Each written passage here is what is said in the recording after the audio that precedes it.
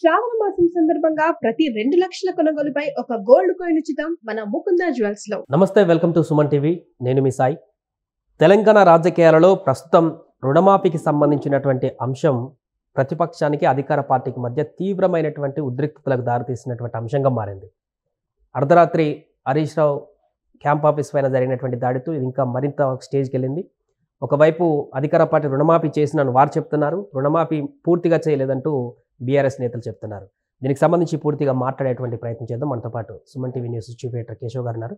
Sir నమస్తే. నమస్తే. రుణమాఫీ కంప్లీట్ అయిపోయింది, రాజీనామా చేయాలని కాంగ్రెస్ వాళ్ళు, లేదుగా పూర్తిగా చేయలేదు, ఇదంతా మోసపూరితమైనటువంటి కార్యక్రమం అంటూ బీఆర్ఎస్ నేతలు చేస్తున్నటువంటి కౌంటర్స్ ఎలా చూడొచ్చు అంటారు? ఇంతకు రుణమాఫీ జరిగిందా లేదా? ప్రస్తుతం జరుగుతున్నటువంటి పొలిటికల్ హీట్ని ఎలా చూడొచ్చు అంటారు? ఆంధ్రప్రదేశ్కి తెలంగాణకు ఉన్న రాజకీయాల్లో తేడా ఏంటంటే, ఈ వీధిలోకి వచ్చి రాజకీయ నాయకులు ఒకరి మీద ఒకరు దాడులు చేసుకునేటువంటి వాతావరణం లేదు అనుకునేటువంటి పరిస్థితి ఉండేది. ఇప్పుడు తెలంగాణలో కూడా అటువంటి సంస్కృతి మొదలైందా అనేటువంటి సందేహం వస్తుంది ఈ ఇష్యూ మీద. ఎందుకంటే ఆగస్టు 15 డెడ్ లైన్ పెట్టారు ముఖ్యమంత్రి రేవంత్ రెడ్డి గారు. 2 లక్షల లోపు రుణాలన్నింటినీ కూడా మాఫీ చేస్తాం. ఎన్నికల హామీ అదే కదా ఇచ్చారు, రుణాలన్నీ మాఫీ చేస్తామని చెప్పాలి. 2 లక్షల లోపు ఉన్నటువంటి రుణాలను మాఫీ చేస్తూ ఉన్నారు.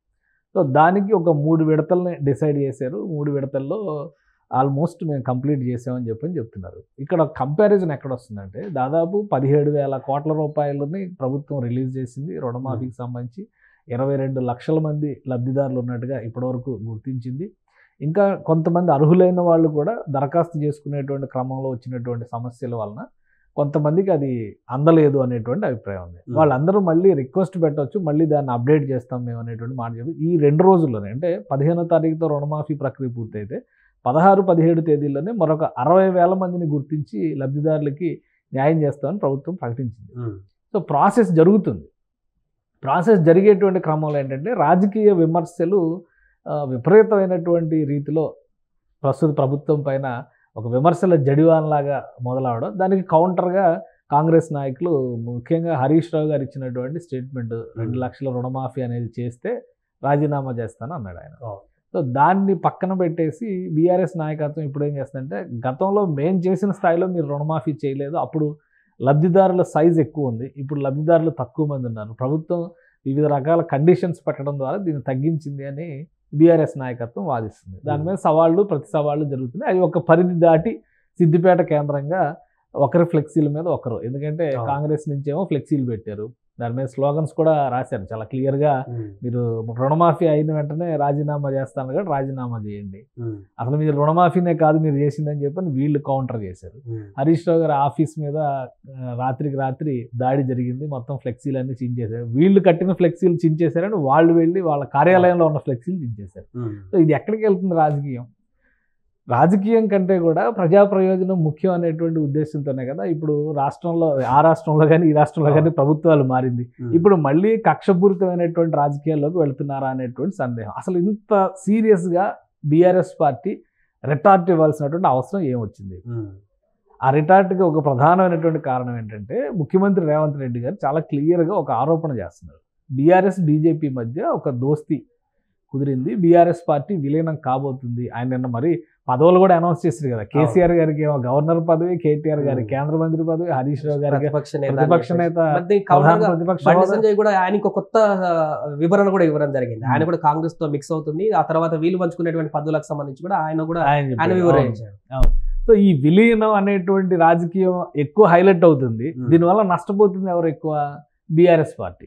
ఎందుకంటే ఇప్పుడు అధికారంలో లేదు, 10 ఏళ్ళు రాజకీయం చేసినప్పటికి కూడా, అధికారం చలాయించినప్పటికి కూడా తెలంగాణలో అస్తిత్వపు పోరాటంగా మారిపోయింది. లోక్సభ ఎన్నికల్లో మొదటిసారిగా ఒక్క సీటు కూడా తెలంగాణలో గెలవలేనటువంటి నిస్సహాయ స్థితిలో బీఆర్ఎస్ పార్టీ ఉంది. నాయకులు వరుసపెట్టి ఎక్కడైతే బాగా బలం ఉంది అని అనుకున్నారో, హైదరాబాద్ దాని చుట్టుపక్కల గెలిచినటువంటి ఎమ్మెల్యేలు, ఎంపీలు, ఇంకా డైరెక్ట్గా ఎమ్మెల్సీలు, వీళ్ళు మున్సిపాలిటీలకు సంబంధించినటువంటి నాయకులు కూడా వరుసపెట్టి కాంగ్రెస్లోకి వెళ్ళేటువంటి ప్రయత్నాలు చేస్తున్నారు. సో ఇటు పార్టీని కాపాడుకోవాలి, కేడర్లో ఆత్మవిశ్వాసం నింపాలి, ప్లస్ కుటుంబాన్ని కాపాడుకోవాల్సినటువంటి పరిస్థితి కూడా ఇప్పుడు బీఆర్ఎస్ పైన విపరీతమైన ఒత్తిడి క్రియేట్ చేస్తుంది. ఎందుకంటే మనం చూస్తున్నాం, నెలల తరబడి ఇంకా కవిత జైల్లోనే మగ్గుతున్నటువంటి పరిస్థితి. బెయిల్ వస్తుంది అన్నారు, రాదు అన్నారు, ఈ నెల అన్నారు, వచ్చే నెల అన్నారు, అది మళ్ళీ ప్రొలాంగ్ అవుతున్నటువంటి పరిస్థితి ఉంది. ఢిల్లీలోనే కేటీఆర్ కానీ హరీష్ రావు కానీ మకం వేసి దానికి సంబంధించి ప్రక్రియను చూడాల్సినటువంటి వాతావరణం ఉంది. ఇటు చూస్తే పార్టీలో బలమైనటువంటి నాయకులు అనుకున్న వాళ్ళు, బలంగా నిలబడతారు అనుకున్న వాళ్ళు ఒక్కొక్కరు జారిపోతున్నారు. సో పార్టీని కాపాడుకునేటువంటి క్రమంలో ఎదురుదాడి తప్పితే వేరే ప్రత్యామ్నాయం లేదు. కాబట్టి ఈ రోజు జరుగుతున్నటువంటి ఈ విమర్శలు, ఈ భౌతిక దాడులు, లేదంటే ఒకరిపైన ఒకరు చేస్తున్నటువంటి రాద్ధాంతం, ఇదంతా కూడా ఈ ప్రధాన స్రవంతిలో వినిపిస్తున్నటువంటి విలీనం అనేటువంటి మాటను మాఫ్ చేయాలంటే బీఆర్ఎస్ క్యాడర్ క్షేత్రస్థాయిలో ఎంత యాక్టివ్గా, ఎంత అగ్రెసివ్గా ఉంటే అంత అడ్వాంటేజ్ వస్తుంది అనేటువంటి ఆలోచన చేస్తున్నట్టున్నారు. అందుకనే ఈ రుణమాఫీని ఒక ప్రధాన ఎజెండాగా తీసుకున్నారు. రుణమాఫీ జరిగిందా లేదా అనేటువంటి ఒక అయోమయ స్థితిని ప్రజల్లో సృష్టించేటువంటి ప్రయత్నం. ఎక్కడైనా ఒక పథకం కానీ ఒక సిస్టమ్ కానీ అమలు చేస్తే ఒక 2-3 రోజులు కనీసం ఉంటుంది. మొదటి రోజు నుంచే మొదలు పెట్టారు కదా, మేము అంత చెప్పాం మీరు ఇంత చేస్తున్నారు, మీరు అంత చెప్పారు ఇంత. ఇప్పుడు అన్నీ చేసి ఉంటే 10 ఏళ్లలో బాగానే చేసి ఉండొచ్చు, కానీ 10 ఏళ్లలో చేసిన స్థాయి సరిపోలేదనే కదా ప్రజలు ప్రభుత్వాన్ని మార్చారు, లేదా చేసిన తీరులో ఏదో లోపం ఉండబట్టే కదా ప్రభుత్వాన్ని మార్చారు. కాబట్టి కొంత సంయమనం పాటించాల్సినటువంటి అవసరం అయితే తెలంగాణ రాజకీయాల్లో కనిపిస్తుంది. కానీ ఏకపక్ష రీతిలో వ్యవహరించడం, ఒకరిపైన ఒకరు నిందలు వేసుకోవడం, విమర్శలు చేసుకోవడం, అది నేరుగా వీధిలో కాటా కుస్తీ పోటీలాగా మారిపోవడం అనేది రాజకీయాల్లో సరైనటువంటి పద్ధతి కాదు. అలానే ఒక ఉత్తుంగ తరంగం లాగా తెలంగాణ ఉద్యమం జరుగుతున్నటువంటి సమయంలో కూడా ఇలాగ ఒకరి ఆఫీసుల మీద ఒకరు దాడి చేసుకునేటువంటి పరిస్థితి లేదు. ఏమైనా ఉంటే పార్టీల మధ్య అంతరాయాలు ఉంటే వాళ్ళల్లో వాళ్ళకి ఏమైనా అభిప్రాయ భేదాలు, అంతర్గత విభేదాలు ఉంటే అక్కడేమైనా జరిగినవి ఉండొచ్చు. కానీ ఎందుకంటే గాంధీ భవన్ ముందర జరిగిన ఘటనలు మనకి గుర్తున్నాయి. అలానే బీఆర్ఎస్ ఆఫీస్ ముందర తెలియజేసిన నిరసనలు గుర్తున్నాయి. ఇవన్నీ ఉండొచ్చు, కానీ ఒకరి మీద ఒకరు దాడులకు వెళ్ళడం అనేది తెలంగాణ రాజకీయాల్లో అవాంఛనీయమైనటువంటి పరిణామాలుగా చూడాల్సి ఉంటుంది. ప్రభుత్వం చేసినటువంటి రుణమాఫీలో 70-80% క్లియర్గా కనిపిస్తుంది కదా. ప్రభుత్వం 17,000 కోట్లు రిలీజ్ చేసింది, అది లబ్ధిదారుల అకౌంట్లోకి వెళ్ళిందని చెప్తున్నారు కదా. ఇంకా మిగతా ఏమైనా తప్పులుంటే మేము సవరణ చేస్తామని చెప్పారు. ఒక డెడ్ లైన్ పెట్టారు, ఆ డెడ్ లైన్కి తగ్గట్టుగా నిధులు సమకూర్చారు. 2 లక్షల లోపు ఉన్నటువంటి రుణాలపైన కొన్ని నియమ నిబంధనలు పెట్టారు. ఆ నియమ నిబంధనల్లో కొన్ని పొరపాట్లు ఉన్నాయి. దీనివల్ల కొంతమంది లబ్ధిదారులు పోగొట్టుకునేటువంటి పరిస్థితి ఉన్నారు. వాటిని కూడా మరొకసారి పర్యవేక్షిస్తాం, పరిశీలిస్తాం అనేటువంటి మాట ప్రభుత్వం చెబుతోంది. కానీ ఇది రాజకీయ రగడగా మార్చేస్తున్నటువంటి ప్రయత్నం మాత్రం బీఆర్ఎస్ కాంగ్రెస్ నాయకుల మధ్య ఇది కేవలం విలీనం అనేటువంటి చర్చని బైపాస్ చేసేటువంటి ఉద్దేశంతో జరుగుతున్నటువంటి రాజకీయ రగడగానే మనం భావించాలి. ఎన్నికలకు ముందు చాలా మంది చాలా రకాలుగా అప్పుడున్నటువంటి పరిస్థితులకు అనుగుణంగా ఏదో రకమైనటువంటి మాట మాట్లాడతారు. రాజీనామా చేస్తానని, లేకుంటే మొత్తం ఎన్నికలకే దూరంగా ఉంటాను ఇక్కడ అని చెప్పేసి. సో అలానే హరీష్ రావు కూడా రుణమాఫీ చేస్తే రాజీనామా చేస్తాననేటువంటి అంశాన్ని ప్రస్తావన తీసుకొచ్చారు. అయితే 1-2 సందర్భాల్లో దీన్ని సీఎం రేవంత్ రెడ్డి గారు కానీ మిగతా వారు కానీ ఆయన చెప్పిందని గుర్తు చేస్తూ కౌంటర్లు ఇవ్వడం వారికి ఓకే, కానీ ఇప్పుడు పూర్తిగా ఫ్లెక్సీలు పెట్టి ఖచ్చితంగా రాజీనామా చేయాలని కాంగ్రెస్ కార్యకర్తలు కూడా వెంటబడేటువంటి పరిస్థితి తీసుకువెళ్ళడం ఇది కరెక్టే అంటారు. అంటే కొడంగల్లో తేల్చుకుందామని సవాళ్ళు విసురుతున్నారు కదా. కొడంగల్ దాకా ఇప్పుడు కొడంగల్లో తేల్చుకోవడానికి ఏముంది? లాస్ట్ టైం ఆయన అక్కడ ఓడిపోయాడు రేవంత్ రెడ్డి గారు, ఈసారి గెలిచారు, సీఎం అయ్యారు. అలానే ఆయన రిప్రజెంట్ చేసినటువంటి నియోజకవర్గంలో మొన్న ఓడిపోయినటువంటి పరిస్థితి, లోక్సభకి సంబంధించినటువంటి ఎలక్షన్స్లో మల్కాజ్గిరి నియోజకవర్గంలో ఓడిపోయినటువంటి పరిస్థితిని మనం చూసాము. ముందు రాజీనామాలు అనేటువంటి చర్చని, రాజీనామాలు అనేటువంటి సంప్రదాయాన్ని బీఆర్ఎస్ పార్టీ టీఆర్ఎస్గా ఉన్నప్పటి నుంచి అనుసరించింది. తెలంగాణ ఉద్యమం నిర్వీర్యం అవుతుంది, లేదా కాస్త నీరు గారిపోతుంది, చల్లబడుతుంది అనుకున్న సమయంలో ఏదో ఒక ఛాలెంజ్ని తీసుకొని రాజీనామా చేయడం, దాంతో ఎలక్షన్కి వెళ్ళడం అనేది ఒక స్ట్రాటజీగా బీఆర్ఎస్ పార్టీ నాయకత్వం తీసుకుంది. ఇప్పుడు అదే తరహాలో ఒక రాజీనామా అనేటువంటి చర్చని హరీష్ రావు గారు తీసుకొచ్చారు. కాబట్టి దానికి కౌంటర్గా వీళ్ళు తీసుకొస్తున్నారు. ఇప్పుడు కొడంగల్లో ఎలా తేల్చుకుంటారు? ఇప్పుడు ముఖ్యమంత్రిగా ఉన్న రేవంత్ రెడ్డి రాజీనామా చేసి వీళ్ళ కోసం ఎన్నికలకు వస్తారా? ఇది అసలు సహేతుకమైనటువంటి సవాల్గా మనం చూడొచ్చా? అంటే ఏ రకంగా ముగ్గులో దింపాలా అనే ప్రయత్నాలు బీఆర్ఎస్ పార్టీ నాయకత్వం. అంత అనుకుంటే సిట్టింగ్ కదా కంటోన్మెంట్ నియోజకవర్గం, ఆమె ప్రమాదవశాత్తు చనిపోయారు కదా, ఆ స్థానాన్ని ఎందుకు నిలబెట్టుకోలేకపోయింది బీఆర్ఎస్ పార్టీ?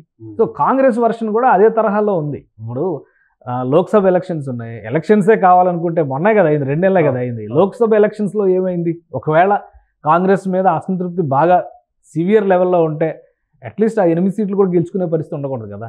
బీజేపీ ఎందుకు గెలుచుకుంది అనే దాని మీద కాంగ్రెస్ ఒక రీజన్ చెప్తుంది. బీఆర్ఎస్ తన ఓటు మొత్తాన్ని బీజేపీకి ట్రాన్స్ఫర్ చేసిందని కాంగ్రెస్ ఆరోపిస్తుంది. దీనికి సరైనటువంటి వివరణ కానీ సమాధానం కానీ ఇవ్వడంలో బీఆర్ఎస్ నాయకత్వం విఫలమైంది. నడుస్తున్నటువంటి రాజకీయం అంతా కూడా బీజేపీ, బీఆర్ఎస్ కాంగ్రెస్ని వీక్ చేసేటువంటి ఒక వ్యూహంలో భాగంగానే తెలంగాణలో రాజకీయం నడుపుతున్నాయి అనేది ఈరోజు రేవంత్ రెడ్డి గారు చేస్తున్నటువంటి ప్రధానమైనటువంటి ఆరోపణ. సో దాన్ని కౌంటర్ చేయాలంటే రేవంత్ రెడ్డి ఫెయిల్ అయ్యారనేటువంటి విషయాన్ని ప్రతి సందర్భంలోనూ చెప్పాలి. ఇప్పుడు ఆయన వెళ్ళి అమెరికా వెళ్ళి అగ్రిమెంట్లు చేసుకొని వస్తే మేము చేసిన అగ్రిమెంట్లో మళ్ళీ చేసుకొచ్చారని చెప్పారు అంటున్నారు. సో 10 రోజుల్లో మీరు అసలు శంకుస్థాపన ఎలా చేస్తారని చెప్పాను. రేపు ఫాక్స్కాన్ కూడా అదే జరుగుతుంది. రేపు ఫాక్స్కాన్కి సంబంధించి రెండో ప్లాంట్ మేము చేస్తామని చెప్పి వాళ్ళు ముందుకు వస్తున్నారు. అంటే గవర్నమెంట్ ఫ్రెండ్లీ గవర్నమెంట్ అయినప్పుడు, డెవలప్మెంట్కి సంబంధించి వాళ్ళు సపోర్ట్ చేస్తున్నప్పుడు, విధి విధానాల విషయంలో ఒక స్పష్టత, పారదర్శకత ఉన్నప్పుడు గవర్నమెంట్తో సంబంధం లేదు, పాలసీస్తోనే సంబంధం. సో ఆ పాలసీని బట్టి కేటీఆర్ గారు ఉంటేనే చేయాలని ఫాక్స్కాన్ అనుకోదు కదా, కేటీఆర్ గారు ఉంటేనే విస్తరించాలని చెప్పని వాళ్ళు ప్రణాళికలను సిద్ధం చేసుకోరు కదా. సో ఆ సేమ్ గవర్నెన్స్, సేమ్ పాలసీస్ నడుస్తున్నాయి, లేదా ఇక్కడ ఉన్నటువంటి వాతావరణం, ఇక్కడ దొరికేటువంటి స్కిల్ లేబర్, వీటిని బట్టి వాళ్ళు నిర్ణయాలు తీసుకుంటారు. వాళ్ళ డెవలప్మెంట్కి సంబంధించినటువంటి అమలు చేసేటువంటి ప్రణాళికలు తీసుకొస్తారు. కానీ అది మేము చేసాం కాబట్టి వస్తుందంటే ఇక 92లోనేమో ఎలక్ట్రానిక్ సిటీ మేమే వేసామంటారు, 96లోనేమో మేమే హైటెక్ సిటీ కట్టామని టీడీపీ నాయకులు అంటారు. సో ఎక్కడికి వెళ్ళినా కానీ మళ్ళీ చరిత్ర చెప్పుకోవాల్సినటువంటి పరిస్థితి వస్తుంది. సో రాజకీయంగా ఒకరికొకరు క్లెయిమ్ చేసుకునేటువంటి విధానంలో తెలంగాణలో ఒక పోటాపోటీ వాతావరణం ఉంది. ఎవరు ఊహించిన విధంగా క్రమక్రమంగా మళ్ళీ కాంగ్రెస్ తన పట్టు నిలుపుకునేటువంటి ప్రయత్నం తెలంగాణలో బలంగా చేయగలుగుతుంది.